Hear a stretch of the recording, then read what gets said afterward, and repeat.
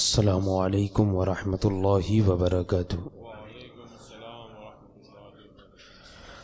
نحمده ونصلي ونسلم على رسوله الكريم اما بعد فاعوذ باللہ من الشیطان الرجیم بسم اللہ الرحمن الرحیم وما ينطق عن الهوى ان هو الا وحی یوحى۔ صدق اللہ مولانا العظیم وبلغنا رسولہ النبی الامین الکریم ونحن على ذلك لمن الشاہدین والشاکرین والحمد للہ رب العالمین۔ آئیے سب سے پہلے آقا انعامدار مدنی تاجدار روحی فدا جناب احمد مجتبی محمد مصطفیٰ صلی اللہ تعالی علیہ وسلم کی بارگاہ بے کس پناہ میں ہدیہ درود نچھاور کریں۔ اللہم صلی علی محمد معدن الجود والکرم وآلہ الکرام وابنہ الکریم وبارک وسلم صلاة وسلام علیکہ یا سیدی یا رسول اللہ صلی اللہ تعالی علیہ وسلم۔ درس جاء الحق میں اس سے قبل علم غیب مصطفیٰ صلی اللہ تعالی علیہ وسلم کے دلائل پر مبنی دروس آپ نے سماعت فرمائے۔ اسی کے ضمن میں یہ بھی ثابت کیا گیا کہ اللہ کے نبیوں کو اللہ تبارک و تعالیٰ کی عطا سے علم غیب حاصل ہوتا ہے، اور یہ بات بھی ذکر کی گئی کہ اللہ کے نبی کے وسیلے سے اللہ کے ولیوں کو بھی علم غیب ہوتا ہے۔ چند دلائل اس سے پہلے ذکر کیے گئے، آج بھی چند دلیلیں چند باتیں ذکر کی جائیں گی۔ فرماتے ہیں امام شعرانی الواقیت والجواہر میں فرماتے ہیں للمجتہدین القدم فی علوم الغیب، یعنی غیبی علوم میں مجتہدین کا قدم مضبوط ہے۔ مجتہدین یعنی فقہا، انبیاء کرام کے علاوہ جو علماء کرام ہیں، جو فقہاء کرام ہیں، اللہ کے ولی ہیں، امام شعرانی ان کے بارے میں فرماتے ہیں کہ غیبی علوم میں ان کا قدم مضبوط ہے، یعنی علم غیب میں، غیب کے علم کے بارے میں یہ خوب جانتے ہیں، ان کا قدم مضبوط ہے۔ حضور غوث پاک رضی اللہ تعالی عنہ فرماتے ہیں نظرت الى بلاد اللہ جمعا کخردلۃ علی حکم اتصالی، یعنی ہم نے اللہ کے سارے شہروں کو، تمام ممالک کو اس طرح دیکھ لیا جیسے چند رائی کے دانے ملے ہوئے، جیسے کہ چند رائی کے دانے ملے ہوئے ہتھیلی پہ رکھ کر دکھ جاتے ہیں، اس طریقے سے ہم نے اللہ تبارک و تعالی کے سارے شہروں، سارے ملکوں کو دیکھ لیا۔ شیخ عبدالحق محدث دہلوی زبدۃ الاسرار میں حضور غوث پاک رضی اللہ تعالی عنہ کا ارشاد نقل فرماتے ہیں کہ حضور غوث پاک نے فرمایا کہ اے بہادرو، اے فرزندو، آؤ اور اس دریا سے کچھ لے لو جس کا کنارہ ہی نہیں ہے، اس دریا سے کچھ لے لو جس کا کنارہ ہی نہیں ہے۔ قسم ہے اپنے رب کی کہ تحقیق نیک بخت اور بد بخت لوگ مجھ پر پیش کیے جاتے ہیں، اور ہمارا گوشے چشم لوح محفوظ میں رہتا ہے، یعنی ہماری نظر لوح محفوظ میں رہتی ہے۔ اور حضور غوث پاک فرماتے ہیں کہ اپنے رب کی قسم، بے شک جو نیک لوگ ہیں، نیک بخت لوگ ہیں اور بد بخت لوگ ہیں، یہ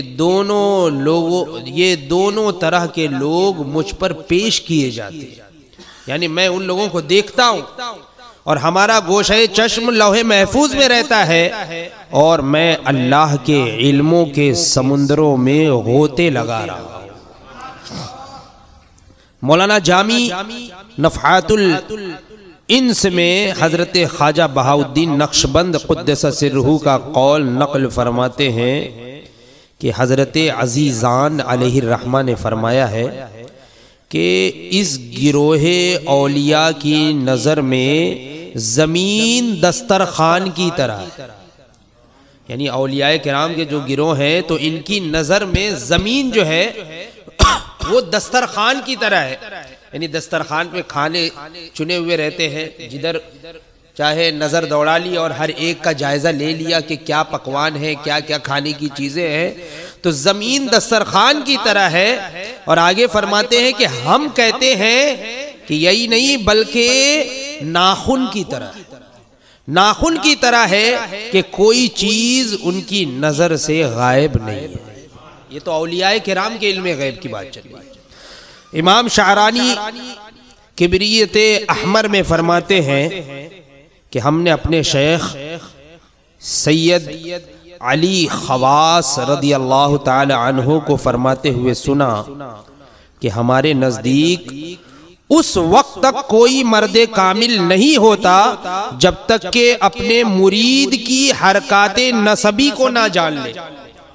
یعنی جب اس وقت تک وہ مرد کامل ہی نہیں ہوتا ہمارے نزدیک. یہ صوفیاء کرام فرما رہے ہیں کہ ہمارے نزدیک اس وقت تک وہ مرد کامل مرد مومن مرد کامل ہی نہیں ہوتا جب تک کہ اپنے مرید کی حرکات نسبی کو نہ جان لے.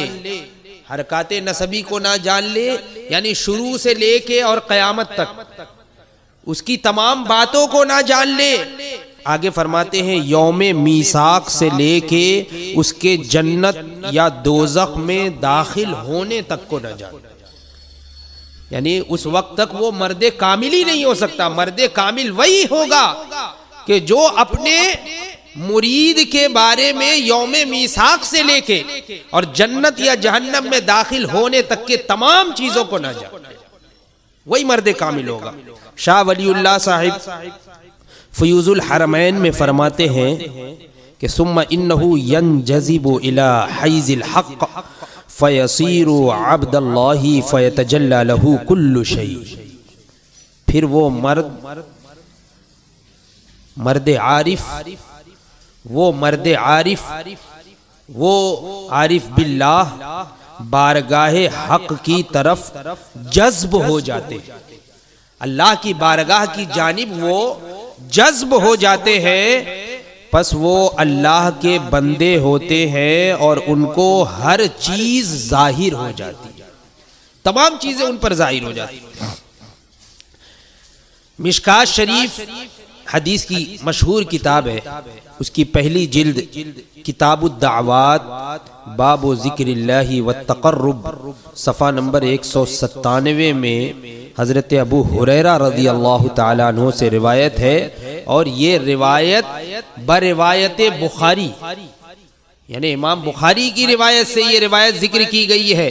کیا کہ رب تبارک و تعالیٰ فرماتا ہے پس جب کہ میں اس بندے سے محبت کرتا ہوں تو اس کے کان بن جاتا ہوں جس سے وہ سنتا ہے، اور آنکھ بن جاتا ہوں جس سے وہ دیکھتا ہے، اور اس کا ہاتھ جس سے وہ پکڑتا ہے، اور اس کا پاؤں جس سے وہ چلتا ہے. تو ابھی اس سے بھی یہ پتا چلا کہ اللہ تبارک و تعالیٰ کے ولیوں کو بھی غیب کا علم، یہ تصرف حاصل ہو گیا. یہ بھی خیال رہے، ذہن میں رہے کہ حضرت خضر علیہ السلام یہ نبی ہے، حضرت الیاس علیہ السلام نبی ہیں. تو حضرت خضر علیہ السلام اور حضرت الیاس علیہ السلام اس وقت زمین پر باحیات ہے، زندہ ہے. یعنی ابھی تک ایک لمحے کے لیے بھی ان پر موت طاری نہیں ہوئی، زمین پر زندہ ہے. اور یہ حضرات اب امت مصطفیٰ صلی اللہ تعالی علیہ وسلم کے ولی ہیں. یعنی وہ صفت نبوت سے تو متصف ہے، وہ اللہ کے نبی ہیں، لیکن اس امت کے امتی کہلانے کی حیثیت سے وہ ولی کے درجے میں، یعنی وہ بھی اس امت کے ولی ہیں، وہ بھی اس امت کے ولی ہیں. اور حضرت عیسیٰ علیہ السلام جب تشریف لائیں گے وہ بھی اس امت کے ولی کی حیثیت سے ہوں. تو ان کے علوم کا ہم پہلے ہی ذکر کر چکے ہیں، یعنی جو انبیاء کرام علیہم السلام کے علوم کے بارے میں پہلے ہی ذکر ہو چکا ہے کہ اللہ تبارک و تعالی انہیں غیب کا علم عطا فرماتا ہے، اور یہ اس امت کے اولیاء بھی ہیں، یہ انبیاء کرام اس امت کے اولیاء بھی ہیں، ولی بھی ہیں، تو ان کے علوم بھی اب حضور صلی اللہ تعالی علیہ وسلم کی امت کے اولیاء کے علوم، تو ان سے بھی یہ پتا چلا کہ حضور اقدس صلی اللہ تعالی علیہ وسلم کی یہ جو امت ہے، امت مصطفیٰ صلی اللہ تعالی علیہ وسلم، تو ان کے اولیاء میں چونکہ حضرت عیسیٰ علیہ السلام بھی داخل ہو گئے، حضرت خضر علیہ السلام بھی داخل ہو گئے، حضرت الیاس علیہ السلام بھی داخل ہو گئے، تو اب ان کے علوم بھی یہ اولیاء کے علوم کے ضمن میں آ گئے، اولیاء کے علوم ہی کہلائیں گے۔ تو اس سے بھی یہ ثابت ہوا کہ اللہ تبارک و تعالی اپنے ولیوں کو بھی اس امت کے نبی کے وسیلے سے اس امت کے ولیوں کو بھی علم غیب عطا فرماتا ہے۔ یہ بات مکمل